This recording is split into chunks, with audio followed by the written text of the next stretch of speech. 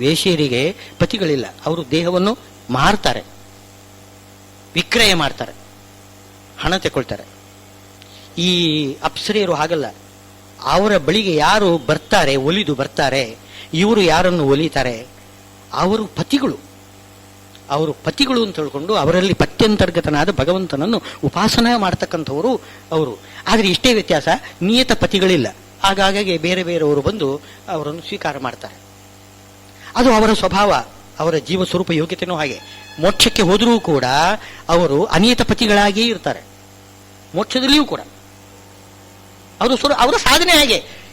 ಎಲ್ಲರಿಗೂ ಕೂಡ ಒಂದೇ ಸಾಧನೆ ಅಲ್ಲ, ಯಾವತ್ತೂ ಕೂಡ ಅವರವರ ಜೀವಯೋಗ್ಯತೆಗೆ ಅನುಗುಣವಾಗಿ ಸಾಧನೆ ಬೇರೆ ಬೇರೆ ಇರ್ತದೆ. ಅಂದ್ರೆ ಅಪ್ಸರೆಯರು ಬ್ರಹ್ಮಜ್ಞಾನಿಗಳು. ಬೆಳಿಗ್ಗೆ ಎದ್ದು ನಾವು ಅಪ್ಸರೆಯರನ್ನು ಗಂಧರ್ವರನ್ನು ನಾವು ಸ್ಮರಣೆ ಮಾಡಬೇಕು.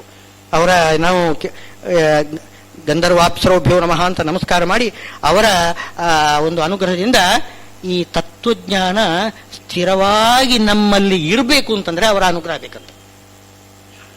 ಮರೆತು ಹೋಗಬಾರದು. ನಾವೇನು ಶ್ರವಣ ಮಾಡಿದೆಯಲ್ಲ ಮರೆತು ಹೋಗದ ಹಾಗೆ. ಮೇಧ ಅಂತ, ಧಾರಣಾ ಶಕ್ತಿ, ಮೇಧ ಅಂತ ಹೇಳ್ತಾರೆ. ಆ ಧಾರಣಾ ಶಕ್ತಿ ಬರಬೇಕಾಗಿದ್ರೆ ಅಪ್ಸರೆಯರ ಅನುಗ್ರಹ ಬೇಕಂತೆ. ಬೆಳಿಗ್ಗೆ ಎದ್ದು ಅಪ್ಸರೆಯರನ್ನು ನಮಸ್ಕಾರ ಮಾಡಬೇಕು. ಅವರು ಬ್ರಹ್ಮಜ್ಞಾನಿಗಳು. ಅವರು ಊರ್ವಶಿ ಮುಂತಾದವರೆಲ್ಲ ಇದ್ದಾರಲ್ಲ, ಅವರೇನು ಅನೇಕ ಮಂದಿ ರಾಜರುಗಳನ್ನು ನೋಡಿದ್ದಾರೆ, ಹೌದು, ಎಲ್ಲ ಹೌದು. ಆದರೆ ಎಲ್ಲರೂ ರಾಜರುಗಳು ಆ ಕಾಲದಲ್ಲಿ ಅವರಿಗೆ ಪತಿಗಳಾಗಿದ್ದರು. ಅವರಲ್ಲಿ ಪರಮಾತ್ಮನನ್ನು ಉಪಾಸನ ಮಾಡಿದ್ರು ಅವರು. ಸ್ತ್ರೀಯರ ಕರ್ತವ್ಯ ಏನು ಅಂದ್ರೆ ಪತ್ಯಂತರ್ಗತನಾದ ಭಗವಂತನನ್ನು ಉಪಾಸನ ಮಾಡಬೇಕು. ಶಿಷ್ಯನ ಕರ್ತವ್ಯ ಏನು ಅಂದ್ರೆ ಗುರುವಂತರ್ಗತನಾದ ಭಗವಂತನನ್ನು ಉಪಾಸನ ಮಾಡಬೇಕು. ಹಾಗೆ ಇರುವುದು ಕ್ರಮ. ಈ ರೀತಿ ಒಂದು ಅಪ್ಸರೆಯರನ್ನು ಅವರನ್ನು ಗಣಿಕೆಯರು, ವೇಶ್ಯೆಯರು ಅಂತ ಅದು ಹೇಳುವುದು ಒಂದು ಕೇವಲ ಸಾಮ್ಯವನ್ನು ಇಟ್ಟುಕೊಂಡು ಹೇಳುವುದು. ಇಂಥವುದು ಬಹು ಗಣಿಕಾದಿ ಪರಿವಾರ ಯುಕ್ತತ್ವೇನ ಅಶುಚಿ ಇದಂ ಪದಂ. ಇಂದ್ರನ ಪದವಿ ಇದೆಯಲ್ಲ ಅದು ಶುಚಿ ಅಲ್ಲ, ಅಶುಚಿ, ಮೈಲಿಗೆ. ಏನು ಮೈಲಿಗೆ ಆಗುದು? ಅಪ್ಸರೆಯರು ಮೈಲಿಗೆನಾ? ಅವರು ದೇವತೆಗಳು ತಾನೇ. ಅವರು ದೇವತೆಗಳು ಬಂದುಬಿಟ್ರೆ ಅವರು ಪದವಿ ಮೈಲಿಗೆ ಆಗ್ತದೇನು? ಅಲ್ಲ. ಮೈಲಿಗೆ ಶಬ್ದಕ್ಕೆ ಅರ್ಥವೇನು? ಮೈಲಿಗೆ ಅಂದ್ರೆ ಅರ್ಥವೇನು? ಯಾವುದು ಭಗವಂತನ ವಿಸ್ಮರಣೆಗೆ ಕಾರಣವಾಗ್ತದೆ ಅದು ಮೈಲಿಗೆ. ಯಾವುದು ಭಗವಂತನ ಸ್ಮರಣೆಗೆ ಕಾರಣವಾಗ್ತದೋ ಅದು ಮಡಿ. ನಾವು ಮಡಿ ಉಟ್ಕೊಂಡು ಬರ್ತೇವಲ್ಲ, ಯಾತಕ್ಕೆ? ಎಲ್ಲ ಮೈಲಿಗೆಯನ್ನೆಲ್ಲ ಭಗವಂತನ ವಿರುದ್ಧವಾದ ಬೇರೆ ಪದಾರ್ಥಗಳನ್ನೆಲ್ಲ ಮರೆದು ಭಗವಂತನನ್ನು ನೆನೆಯುವುದಕ್ಕೋಸ್ಕರ ನಾವು ಮಡಿ ಉಟ್ಕೋತೇವೆ. ಮಡಿ ಉಟ್ಕೊಂಡಾಗ, ಸ್ನಾನ ಮಾಡಿ ಮಡಿ ಉಟ್ಟುಕೊಂಡು ಅಲ್ಲಿ ಕೂತ್ಕೊಂಡಾಗ ಭಗವಂತನನ್ನು ಸ್ಮರಣೆ ಮಾಡಲಿಕ್ಕೆ ಅನುಕೂಲ ಆಗ್ತದೆ. ಅದು ಮಡಿ. ಸುಮ್ಮನೆ ಸ್ನಾನ ಮಾಡಿ ಕಾಗೆ ನೀರಿನಲ್ಲಿ ಮುಳುಗಿದ ಹಾಗೆ ಅಂತ ರೀತಿ ಸ್ನಾನ ಮಾಡಿದರೆ ಅದು ಮಡಿಯಲ್ಲ. ಭಗವಂತನ ಸ್ಮರಣೆಗೆ ಅನುಕೂಲ ಆಗಬೇಕು. ಇದು ಬಹು ಗಣಿಕಾದಿ ಪರಿವಾರ ಯುಕ್ತ ಅಂತಾಗಿದೆ. ಭಗವಾ ಮಘವಾ ವ್ಯಾಪಾರ ಭಾರಾಕುಲ ಅಂತ ಹೇಳ್ತಾರೆ. ಏನೋ ಅವರಿಗೆ ತುಂಬಾ ಕೆಲಸ ನೋಡಿ. ದೇವೇಂದ್ರನಿಗೆ ಎಷ್ಟು ಕೆಲಸ, 3 ಲೋಕವನ್ನು ಆಳಬೇಕು ತಾನೆ. ಅದರ ನಡುವೆ ಈ ಅಪ್ಸರೆಯರು ಅವರು ಸೇವಾ ಮಾಡ್ತಿರ್ತಾರೆ. ಆದ್ರಿಂದ ಏನಾಗ್ತಾನೆ, ಮನಸ್ಸು ಭಗವಂತನ ಬಳಿಗೆ ಹೋಗುವುದು ಬಿಟ್ಟು ಇಲ್ಲೆಲ್ಲ ಸುತ್ತುತ್ತದೆ. ಭಗವಂತನನ್ನು ವಿಸ್ಮರಣೆ ಆಗ್ತದೆ. ಭಗವಂತನ ವಿಸ್ಮರಣೆಗೆ ಕಾರಣವಾಗುವುದರಿಂದ ಇದು ಅಶುಚಿ. ಇಂಥ ಪದವಿ ಬೇಡ ನನಗೆ ಅಂತ ದೇವೇಂದ್ರ ಹೇಳ್ತಾನೆ ದೇವತೆಗಳ ಪರಮಾತ್ಮನಲ್ಲಿ. ಆದರೆ ಪರಮಾತ್ಮ ಹೇಳ್ತಾನೆ, ಇಲ್ಲ, ನಿನ್ನ ಸ್ವರೂಪಕ್ಕೆ ಯೋಗ್ಯವಾಗಿರತಕ್ಕಂತಹ ಉಪಾಸನೆ, ನನ್ನ ಸೇವೆ, ಅದು ಏನು ಅಂತಂದ್ರೆ ಈ ರೀತಿ ಸಿಂಹಾಸನದಲ್ಲಿ ಕುಳಿತುಕೊಂಡು ನೀನು ರಾಜ್ಯವಾಳಬೇಕು. ಅದೇ ನಿನ್ನ ಸಾಧನೆ. ಕಿನ್ನೋ ರಾಜ್ಯೇನು ಗೋವಿಂದ ಅಂತ ಹೇಳ್ಕೊಂಡು ಕಾಡಿಗೆ ಹೋಗ್ತೇನೆ ಅಂತ ಇದ್ದಾನೆ ಅರ್ಜುನ. ಈ ಮಾತು ಅಲ್ಲಿ ಇಂದ್ರನೂ ಅದೇ ಮಾತು ಹೇಳ್ತಾನೆ. ನಾನು ಋಷಿಮುನಿಗಳಾಗಿ ವಸಿಷ್ಠ ವಿಶ್ವಾಮಿತ್ರರಂತೆ ಕೂತ್ಕೊಂಡು ಧ್ಯಾನ ಮಾಡ್ತಾ ಕೂತಿರ್ತೇನೆ, ಯಾವ ಯೋಚನೆಯೂ ಇಲ್ಲ, ಭಗವಂತನನ್ನೇ ಧ್ಯಾನ ಮಾಡ್ತಿರ್ತೇನೆ. ಅಲ್ಲ, ಅದಲ್ಲ ಸಾಧನೆ. ಅದಲ್ಲ ಸಾಧನೆ. ಯಾರ್ಯಾರು ಯಾವ ರೀತಿ ಸಾಧನೆ ಮಾಡಬೇಕು ಆ ರೀತಿ ಅವರು ಸಾಧನೆ ಮಾಡಬೇಕು. ಇದು ಮೂಲ ರೂಪದಲ್ಲಿಯೂ ಕೂಡ ಅದೇ ಅವನಿಗೆ ಆ ದೇವೇಂದ್ರ ಪದವಿ ಅದು ಅಶುಚಿಯಾಗಿದೆ, ಭಗವಂತನ ವಿಸ್ಮರಣೆಗೆ ಕಾರಣ ಆಗ್ತದೆ, ಅದು ಬೇಡ ಅಂತ ಅನ್ನಬಾರದು. ಭಗವಂತನ ಒಂದು ಏನ್ ಹೇಳ್ತಾರೆ, ಸ್ಟ್ಯಾಂಡಿಂಗ್ ಇನ್ಸ್ಟ್ರಕ್ಷನ್ ಇದು. ಯಾವತ್ತೂ ಕೂಡ ಅವನು ಅದನ್ನು ಮರಿಬಾರದು. ಅಲ್ಲಿ ಕುಳಿತುಕೊಂಡು ಅವನು ರಾಜ್ಯಭಾರ ಮಾಡಲೇಬೇಕು. ಹೌದು, ಅವನ ಯೋಗ್ಯತೆ, ಅಂತಹ ಸಾಮರ್ಥ್ಯ ಇದೆ ಅವನಿಗೆ. ಮನೋಭಿಮಾನಿ ಅವನು. ಮನೋಭಿಮಾನಿಗಳು ಯಜ್ಞ ಕರ್ಮದಲ್ಲಿ ನಮಗೆ ಪ್ರೇರಣಾ ಮಾಡ್ತಾರೆ. ಎಲ್ಲರಿಗೂ ಕೂಡ ಭಗವಂತನ ದೇವ ಪೂಜೆ ಮಾಡಬೇಕು, ಭಗವಂತನ ಪೂಜೆ ಮಾಡಬೇಕು, ಯಜ್ಞಾದಿ ಕರ್ಮ ಸತ್ಕರ್ಮ ಮಾಡಬೇಕು. ಸತ್ಕರ್ಮ ಮಾಡಬೇಕಾಗಿದ್ರೆ ಮನೋಭಿಮಾನಿಗಳಾಗಿ ದೇವೇಂದ್ರ ನಮಗೆ ಪ್ರೇರಣೆ ಮಾಡಬೇಕು. ಅಲ್ಲಿ ಸುಮ್ಮನೆ ಸ್ವರ್ಗದ ಸಿಂಹಾಸನಲ್ಲಿ ಸುಮ್ಮನೆ ಕೂತಿದ್ದಾನೆ ಅಂತ ಹೇಳಬಾರದು. ಎಲ್ಲರ ತತ್ವಾಭಿಮಾನಿ ದೇವತೆಯವನು ಒಬ್ಬ ದೇವೇಂದ್ರ, ನಮಗೆ ಅಂಥ ಪ್ರೇರಣೆ ಮಾಡ್ತಾರೆ. ಅಷ್ಟೆಲ್ಲ ಕೆಲಸವನ್ನು ಮಾಡ್ತಿದ್ದಾನೆ ನೋಡಿ, ಅದು ಅವರ ಸಾಮರ್ಥ್ಯ. ಅದು ಭಗವಂತ ಕೊಟ್ಟಿರ್ತಾನೆ ಅಂಥ ಸಾಮರ್ಥ್ಯ. ಆದರೆ ಅರ್ಜುನ ಹೇಳ್ತಿದ್ದಾನೆ, ಈಗ ಕಿನ್ನೋ ರಾಜ್ಯೇನ ಗೋವಿಂದ, ನಾನು ವನಕ್ಕೆ ಹೋಗ್ತೇನೆ. ಧರ್ಮರಾಜ ಹೇಳಿಲ್ವೇ ಹಾಗೆ, ನಾವು ವನದಲ್ಲೇ ಕುಳಿತುಕೊಳ್ಳೋಣ, ನಾವು ಸುಖವಾಗಿ ವನವಾಸ ಮಾಡೋಣ, ನಮಗೆ ರಾಜ್ಯ ಬೇಡ ಅಂತ. ಅಲ್ಲ, ನೀವು ಕ್ಷತ್ರಿಯರಾಗಿ ಹುಟ್ಟಿದ ಮೇಲೆ ನೀವು ನಿಮ್ಮ ಕರ್ತವ್ಯ ಮಾಡಬೇಕು. ಆ ಅಧರ್ಮಿಗಳನ್ನು ಹೊಡೆದು ಧರ್ಮ ಸಂಪಾದನೆ, ಧರ್ಮ ಸ್ಥಾಪನೆ ಮಾಡಬೇಕು, ಧರ್ಮದಿಂದ ರಾಜ್ಯ ಆಳಬೇಕು. ರಾಜ ಪ್ರತ್ಯಕ್ಷ ದೇವತಾ ನಾವಿಷ್ಟು ಪೃಥ್ವೀಪತಿ ಅಂತ ಆ ರಾಜ ಇದ್ದಾನಲ್ಲ, ಅವನಲ್ಲಿ ವಿಷ್ಣುವಿನ ವಿಶೇಷ ಸನ್ನಿಧಾನ ಇದೆ ಅಂತ. ಬೆಳಿಗ್ಗೆ ಎದ್ದು ಕಪಿಲಾಂ ದರ್ಪಣಂ ಭಾನುಂ ಭಾಗ್ಯವಂತಂಚ ಭೂಪತಿಂ, ರಾಜನನ್ನು ದರ್ಶನ ಮಾಡಬೇಕು ಅಂತ ಹೇಳ್ತಿದ್ದಾರೆ. ಬೆಳಿಗ್ಗೆ ಎದ್ದು ಮಂಗಳಕರ, ಯಾಕೆಂದ್ರೆ ವಿಶೇಷವಾದ ವಿಷ್ಣುವಿನ ಸನ್ನಿಧಾನ ಇರ್ತದಂತೆ. ಅವನಿಗೆ ಪಟ್ಟಾಭಿಷೇಕ ಮಾಡಿರ್ತಾರೆ. ಪಟ್ಟಾಭಿಷೇಕ ಮಾಡೋದು ಏನು ಅಂತಂದ್ರೆ ಮತ್ತೇನಲ್ಲ, ಅವನಲ್ಲಿ ವಿಷ್ಣುವನ್ನು ಆವೇಶ ಮಾಡೋದು, ಆವಾಹನೆ ಮಾಡೋದು, ಅದೇ ಪಟ್ಟಾಭಿಷೇಕ, ಇನ್ನೇನಲ್ಲ. ಸುಮ್ಮನೆ ಕೂಡಿಸೋದಲ್ಲ. ಕೂಡಿಸೋದು ಅಭಿಷೇಕ ಮಾಡಿಬಿಟ್ರೆ ಅದು ಅಭಿಷೇಕ ಆಗುವುದಿಲ್ಲ. ಅಭಿಷೇಕ ಮಾಡುವಾಗ ಪುರುಷ ಸೂಕ್ತದಿಂದ ಅಭಿಷೇಕ ಮಾಡುವಾಗ ಆ ಪುರುಷ ರೂಪನಾದ ಪರಮಾತ್ಮ ಪರಮಪುರುಷ ನಾರಾಯಣನನ್ನು ಅಲ್ಲಿ ಆರಾಧನೆ ಮಾಡೋದಲ್ಲಿ ಆವಾಹನೆ ಮಾಡೋದು, ಅದೇ ಪಟ್ಟಾಭಿಷೇಕ. ಆ ರೀತಿ ಅರ್ಜುನ ಮಾತ್ರ ಅದನ್ನೀಗ ಎಲ್ಲ ಒಂದು ಕ್ಷಣದಲ್ಲಿ ಮರೆತು ಬಿಟ್ಟಿದ್ದಾನೆ. ಯಾಕೆ? ಕೃಪಯ ಅಪರಯ ಆವಿಷ್ಟ, ಅಪರವಾಗಿರ್ತಕ್ಕಂಥ, ಪರ ಅಲ್ಲ, ಪರ ಅಂದ್ರೆ ಉತ್ತಮ, ಅಪರ ಅಂತಂದ್ರೆ ಕನಿಷ್ಠ, ಚೆನ್ನಾಗಿಲ್ಲ, ದುಷ್ಟವಾಗಿರ್ತಕ್ಕಂತಹ ಕೃಪೆಯಿಂದ ಆವೇಶ ಹೊಂದಿದ್ದಾನೆ ಅರ್ಜುನ. ಕಿನ್ನೋ ರಾಜ್ಯೇನ ಗೋವಿಂದ ಕಿಂ ಭೋಗಿ ಜೀವಿತೇನವಾ ಅಂತ. ಈ ಬಂಧು ವಧೆಯನ್ನು ಮಾಡಿ ನಾವು ಏನು ಸುಖ ಪಡಿಬೇಕು ಹೇಳು? ಇದಕ್ಕೆ ಉತ್ತರ ಭಗವಂತ ಮುಂದಕ್ಕೆ ಕೊಡ್ತಾನೆ. ನೀನು ಬಂಧುಗಳು ಅಂತಂದ್ರೆ ಯಾರು? ಬಂಧುಗಳು ಅಂದರೆ ಅವರ ಶರೀರವೋ ಅವರ ಆತ್ಮವೋ? ಆತ್ಮಕ್ಕೆ ನಾಶ ಇಲ್ಲ, ಶರೀರ ಅದು ಶಾಶ್ವತ ಅಲ್ಲ. ಆತ್ಮಕ್ಕೆ ನಾಶ ಇಲ್ಲ, ಅವನು ಕೊಲ್ಲಿಕ್ಕೆ ಬರೋದಿಲ್ಲ. ಶರೀರ ಅದು ಹೇಗೂ ನಶ್ವರ, ಇಂದಲ್ಲ ನಾಳೆ ಹೋಗ್ತದೆ. ಯಾಕೆ ದುಃಖ ಪಡ್ತಿ? ಹೀಗೆಲ್ಲ ತರ್ಕ ಮಾಡಿ ಉತ್ತರ ಕೊಡ್ತಾ ಇದ್ದಾರೆ. ಶ್ರೀಕೃಷ್ಣ ಉತ್ತರ ಕೊಡ್ತಾ ಇದ್ದಾನೆ. ಅವನ ಪ್ರಶ್ನೆ ಅದಲ್ಲ, ನಾಶ ಮಾಡ್ತೇನೆ ಅಂತ ಭಯ ಅಲ್ಲ ಅವನಿಗೆ.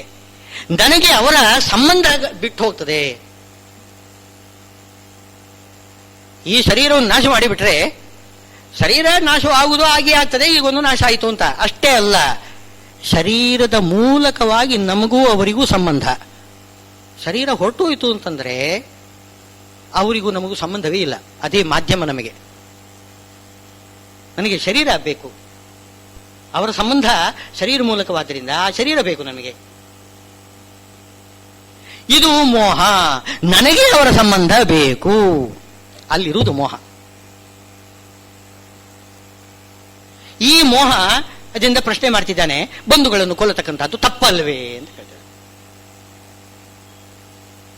ಭಗವಂತ. ಇದಕ್ಕೆ ಮೊದಲಿಗೆ ಒಂದೇ ಒಂದು ಉತ್ತರ, ಒಂದು ನಗುವಿನಿಂದ ಕೊಟ್ಟು ಬಿಡ್ತಾನೆ. ಪ್ರಹಸನ್ನಿವ ಭಾರತ, ನಗ್ಗು ಬಿಡ್ತಾನಂತೆ.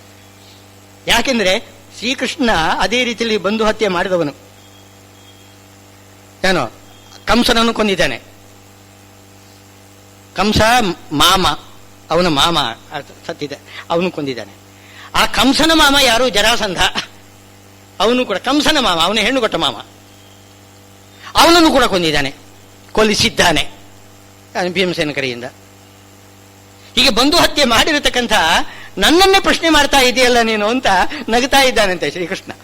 ನಾನು ಬಂಧು ಹತ್ಯೆ ಮಾಡಿದವನು, ನನ್ನ ಮುಂದೆ ನೀನು ಬಂಧು ಹತ್ಯೆ ಮಾಡಬಹುದಾ ಹಾಗೆ ಅಂತ ನನ್ನ ಮೇಲೆ ಪ್ರಶ್ನೆ ಮಾಡ್ತಾ ಇದೆಯಲ್ಲ ನೀನು, ನಗ್ತಾ ಇದ್ದಾನೆ. ಅರ್ಥ ಏನು? ನಾನು ಬಂಧು ಹತ್ಯೆ ಮಾಡಿದ್ದೇನೆ. ಯಾಕೆ ಮಾಡಿದ್ದೇನೆ? ಕಂಸ ದುಷ್ಟ, ಆದ್ರಿಂದ ಅವನು ಸಂಹಾರ ಮಾಡಿದ್ದೇನೆ. ಹಾಗೆ ಜರಾಸಂಧ, ಅವನು ದುಷ್ಟ ಶಿಖಾಮಣಿಯವನು. ಕಂಸ ಆದರೂ ಕೂಡ ಅವರಲ್ಲಿ ಭೃಗುಮುನಿ ಅವರು ಒಳ್ಳೆ ಇದ್ದಾರೆ, ಕಂಸನ ಅಲ್ಲಿ ಕಾಲನೇಮಿ ಆವೇಶ ಅಂತ ಬಿಟ್ಟುಕೊಳ್ಳಿ. ಜರಾಸಂಧ ಹಾಗಲ್ಲ, ಶುದ್ಧ ತಾಮಸ ಜೀವ. ಎಲ್ಲವೂ ಸಂಹಾರ ಮಾಡಿಸಿದ್ದಾನೆ. ಯಾಕೆ ಅಂದ್ರೆ ದುಷ್ಟರನ್ನು ಸಂಹಾರ ಮಾಡಿದ್ದೇನೆ. ಅದೇ ನ್ಯಾಯ ಅಲ್ವೇ ನಿಮಗೂ ಕೂಡ? ನೀನೇನು ಮಾಡಬೇಕು? ಧಾತರಾಷ್ಟ್ರರನ್ನು ಕೊಲ್ಲು ಅಂತ ಹೇಳ್ತಾ ಇದ್ದಾರೆ, ಕೌರವರನ್ನು ಕೊಲ್ಲು ಅಂತ ಹೇಳಿದ್ರೆ ಬಂಧುಗಳು ಅಂತಂತ ಇದೆಯಲ್ಲ. ಈ ರೀತಿ ಪ್ರಶ್ನೆ ಮಾಡ್ತಾ ಇದ್ರೆ ಅದಕ್ಕೇನು ಮಾಡಬೇಕು? ಇದಕ್ಕೆಲ್ಲ ಉತ್ತರ ಕೊಟ್ಟಿಲ್ಲ ಅಂತ ಎಷ್ಟೋ ಜನ ಹೇಳ್ತಾರೆ.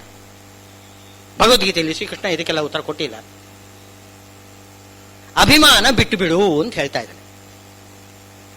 ಅಭಿಮಾನ ಬಿಡ್ಲಿಕ್ಕೆ ಆಗುದು. ಶರೀರದಲ್ಲಿ ಅಭಿಮಾನ ಇದ್ದೇ ಇರ್ತದೆ. ಆದರೆ ಆ ಶರೀರದಲ್ಲಿ ಅಭಿಮಾನ ಧರ್ಮ ವಿರುದ್ಧವಾಗಿರಕೂಡದು. ಇದು ಅಭಿಪ್ರಾಯ ಪರಮಾತ್ಮಂದು. ಅಭಿಮಾನ ಬೇಕು. ಶರೀರದ ಮೇಲೆ ನನಗೆ ಅಭಿಮಾನ ಬೇಕು. ಅವನೇನು ಹೇಳುದು? ಶರೀರದ ಮೇಲೆ ಅಭಿಮಾನ ಬಿಟ್ಬಿಡು. ಉದಾಹರಣೆ ಕೊಡ್ತಾನೆ. ಎಲ್ಲಿ?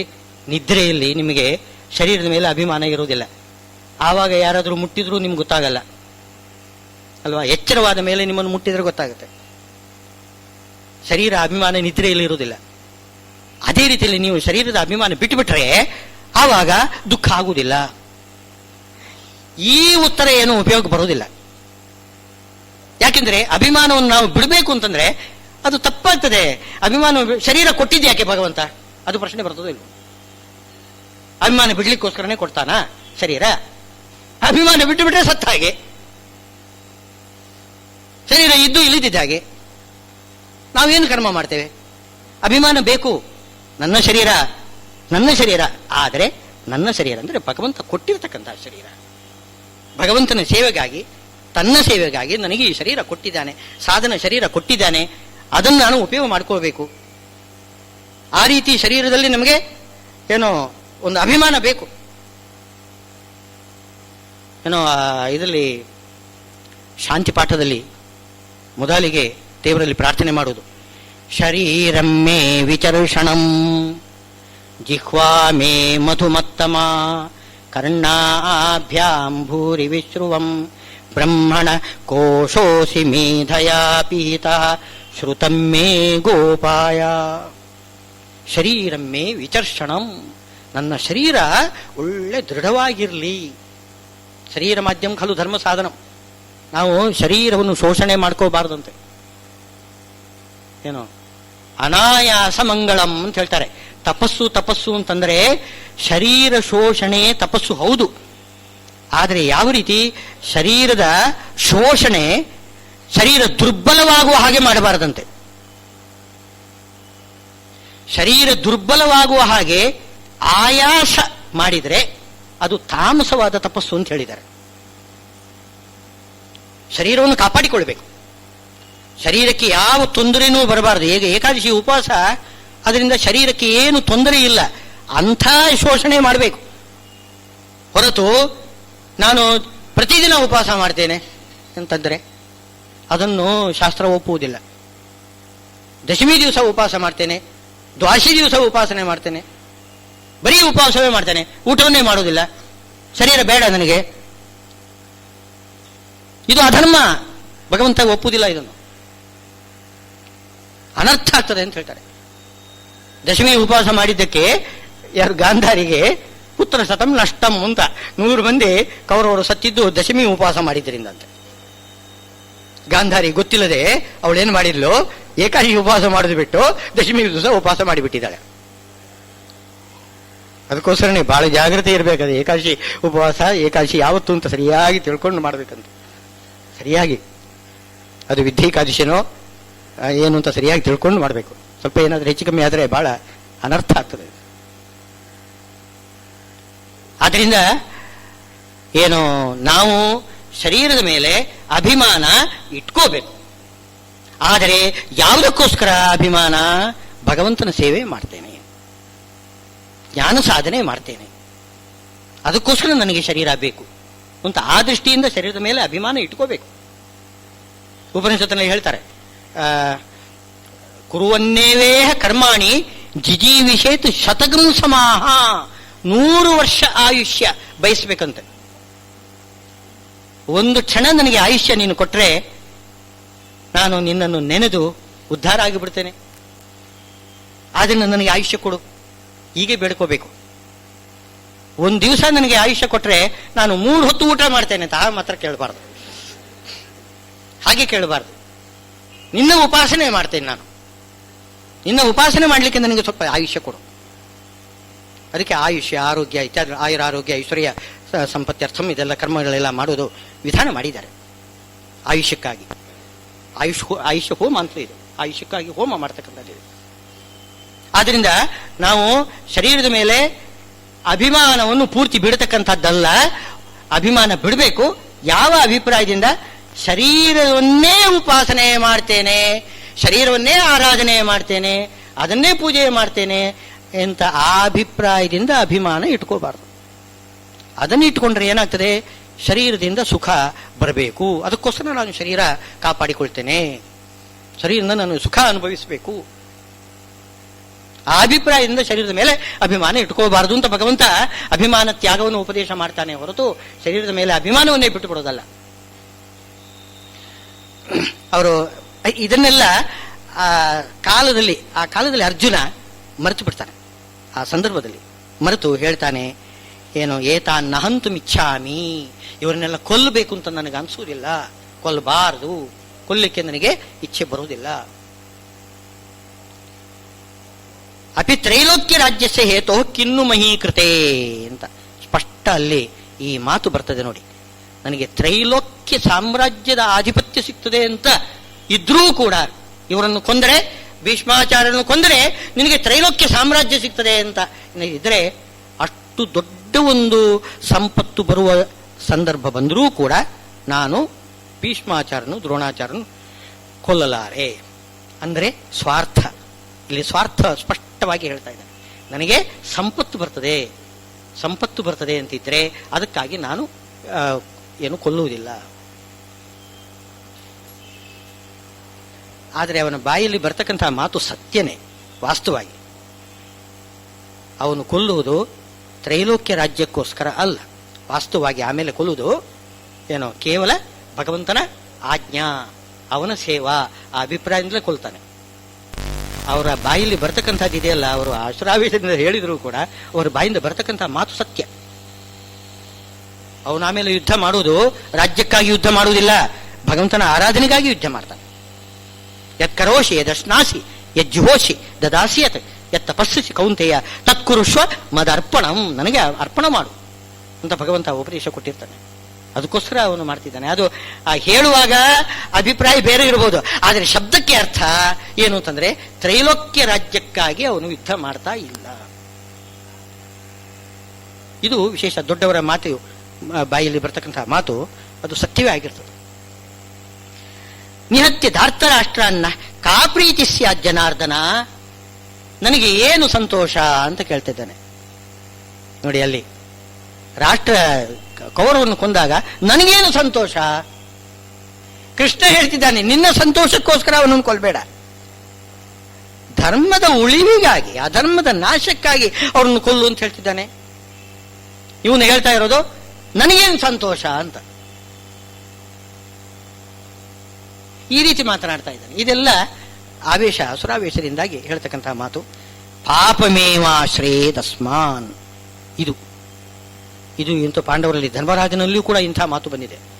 ಹಿಂಸೆ ಪಾಪ. ಅಲ್ಲಿ ಭೀಮಸೇನ ದೇವರಲ್ಲಿ ಎಚ್ಚರ ಮಾಡಿದ್ದಾರೆ. ಎಲ್ಲಿ ವನವಾಸ ಕಾಲದಲ್ಲಿ ಧರ್ಮರಾಜರಿಗೆ ಎಚ್ಚರ ಮಾಡಿದ್ದಾರೆ. ಏನು? ಕ್ಷಮಾ ಸರ್ವತ್ರ ಧರ್ಮೋನ ಪಾಪಹೇತುಶ್ಚ ದುರ್ಜನೆ.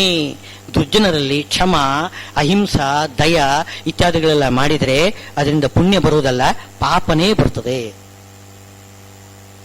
ಇವನೀಗ ಯುದ್ಧ ಮಾಡಿದರೆ ಪಾಪಮೇವ ಆಶ್ರಯೇತು ಅಂತ ಹೇಳ್ತಾ ಇದ್ದಾರೆ. ಇದಕ್ಕೆ ಒಂದೇ ಒಂದು ಉತ್ತರ ಕೊನೆಗೆ ಕೊಡ್ತಾನೆ ಭಗವಂತ ಎಲ್ಲ ಪ್ರಶ್ನೆಗಳಿಗೆ.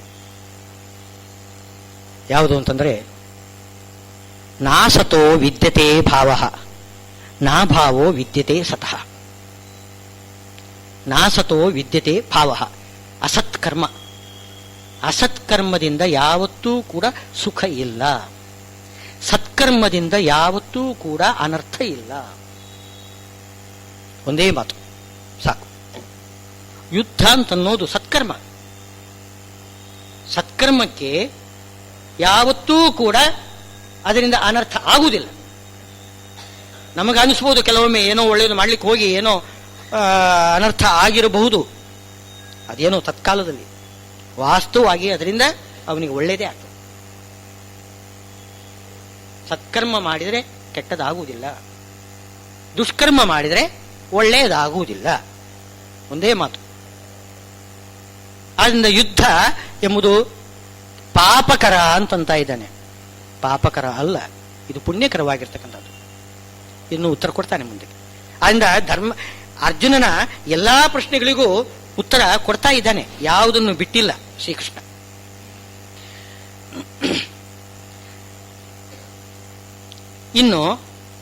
ಇನ್ನೊಂದು ಪ್ರಶ್ನೆ ಅವನು ಹಾಕ್ತಾನೆ. ಬಂಧು ಹತ್ಯೆ ಅದು ಪಾಪ ಅಂತ ಅವನು ಹೇಳಿದ್ದಾನೆ. ಅದು ತಪ್ಪದು. ಬಂಧು ಹತ್ಯೆ ಅಲ್ಲ, ಅದು ಬಂಧುಗಳನ್ನು ಏನೋ ಹೋಮ ಮಾಡತಕ್ಕಂಥದ್ದು. ಇದು ಬಂಧುಗಳು ಯಾರಿದ್ದಾರೆ ಅವರನ್ನು ಯುದ್ಧ ಯಜ್ಞದಲ್ಲಿ ಹೋಮ ಮಾಡ್ತಕ್ಕಂಥದ್ದು. ಅದಕ್ಕೋಸ್ಕರ ಧನುರುದ್ಯಮ್ಯ ಬಂದಿದ್ದಾನೆ, ಧನುಸ್ಸನ್ನು ಎತ್ತಿಕೊಂಡಿದ್ದಾನೆ. ಧನುಸ್ಸು ಅಂತಂದ್ರೆ ನಾನು ನಿನ್ನೆ ನೋಡಿ ಶಂಖ ಅಂತಂದ್ರೆ ಏನು ಅಂತ ಬೇರೆ ಅರ್ಥ ಹೇಳಿದೆನಲ್ಲ, ಅದೇ ರೀತಿಯಲ್ಲಿ ಧನುಸ್ಸು ಅಂತಂದ್ರೂ ಇನ್ನೊಂದು ಅರ್ಥ ಇದೆ.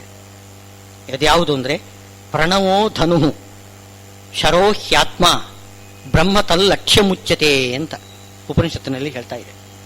ಪ್ರಣವ ಇದೆಯಲ್ಲ, ಓಂಕಾರ ಅದು ಧನುಸ್ಸಂತೆ.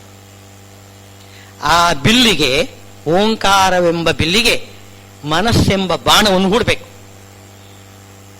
ಆ ಮನಸ್ಸು ಏನು ಮಾಡ್ತಾರೆ, ನೇರವಾಗಿ ಭಗವಂತನ ಬಳಿಗೆ ಹೋಗ್ತದೆ. ಬಿಲ್ಲಿಗೆ ಏನು ಬಾಣವನ್ನು ಹೂಡಿ ವೇಗವಾಗಿ ಅದನ್ನು ಪ್ರಯೋಗ ಮಾಡಿದರೆ ತನ್ನ ಗುರಿ ಸೇರ್ತದೆ. ಸುಮ್ಮನೆ ಕೈಯಿಂದ ಬಾಣವನ್ನು ಎಸೆದರೆ ಅಲ್ಲಿ ಹೋಗುವುದಿಲ್ಲ. ಅದು ಬಿಲ್ಲಿಗೆ ಬಾಣವನ್ನು ಹೂಡಿ ದೃಷ್ಟಿ ಇಟ್ಟು ಲಕ್ಷ್ಯವನ್ನು ಸರಿಯಾಗಿ ನೋಡಿ ಅದಕ್ಕೆ ಗುರಿ ಇಟ್ಟು ಆ ಬಾಣವನ್ನು ಪ್ರಯೋಗ ಮಾಡಿದರೆ ಆ ಗುರಿ ತಲುಪ್ತದೆ. ಹಾಗೆ ಓಂಕಾರ ಅಂತ ಅನ್ನೋದು ಒಂದು ಸಂಕೇತ. ಅದು ಶಾಸ್ತ್ರಗಳು, ಸಚ್ಚಾಸ್ತ್ರಗಳು, ಒಳ್ಳೆಯ ಮಂತ್ರಗಳು. ಸ್ತ್ರೀಯರಿಗೆ ದಾಸರಾಯರ, ಪುರಂದರದಾಸರ ಮುಂತಾದವರ ಕೀರ್ತನೆಗಳು ಎಲ್ಲವೂ ಕೂಡ ಓಂಕಾರನೇ. ಅದು ಎಲ್ಲವೂ ಓಂಕಾರ. ಆ ಓಂಕಾರದಲ್ಲಿ ಮನಸ್ಸು ಇಡಬೇಕು. ಆ ಮನಸ್ಸು ಏನು ಮಾಡ್ತದೆ, ಓಂಕಾರದ ಆ ಬಲದಿಂದ, ಅಂದ್ರೆ ಆ ಕೀರ್ತನೆಗಳು, ಹಾಡುಗಳು, ಸ್ತೋತ್ರಗಳು, ಅವುಗಳ ಮಂತ್ರಗಳು, ಅವುಗಳ ಬಲದಿಂದ ಮನಸ್ಸು ಏನು ಮಾಡ್ತದೆ, ನೇರ ಭಗವಂತನನ್ನು ಹೋಗಿ ತಲುಪ್ತದೆ.